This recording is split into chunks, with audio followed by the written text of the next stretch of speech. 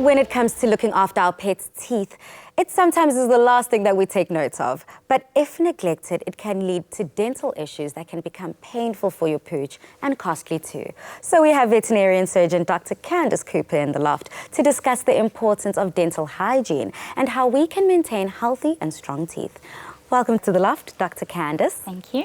So Dr. Candice, why is dental health something often neglected by pet owners? The first thing that pet parents will notice is smelly breath, but often it starts long before that.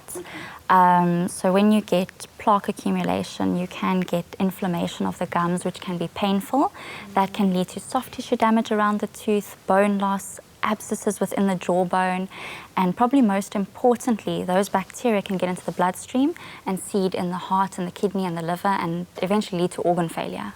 Why do you think it is that pet owners do neglect this? They just don't know. No one's told them. So in my first puppy consults, 8 weeks old, it's the first thing we speak about. And if your pet does have some of these issues, where to from here? How can we fix it? And what is the right way to take care of our pet's teeth? Well, again, we want to prevent it because to fix it is expensive. You're going to look at dental scales and polishes. You're looking at 2,000 to 4,000 Rand. So you really, really want to prevent it. And how we do that is by brushing. So it's much easier to introduce toothbrushing to a young puppy than it is to an adult dog. So start when they're young before you end up with problems. Absolutely. And is there a specific technique that one should use? Are you able to floss a dog's teeth? No, thankfully no flossing. I mean, it would help, but good luck with that. Yeah. No, just brushing. You can use a human toothbrush, but veterinary ones make it much easier to do. Use a pet toothpaste, not a human toothpaste. And you only really need to do the outside of the teeth. So where the teeth meet the gums, that is where our plaque builds up. So brush there. The inside of the teeth you don't need to do. Their tongue keeps that clean. So just with your toothbrush at that gum line, just brush it nicely. Yeah.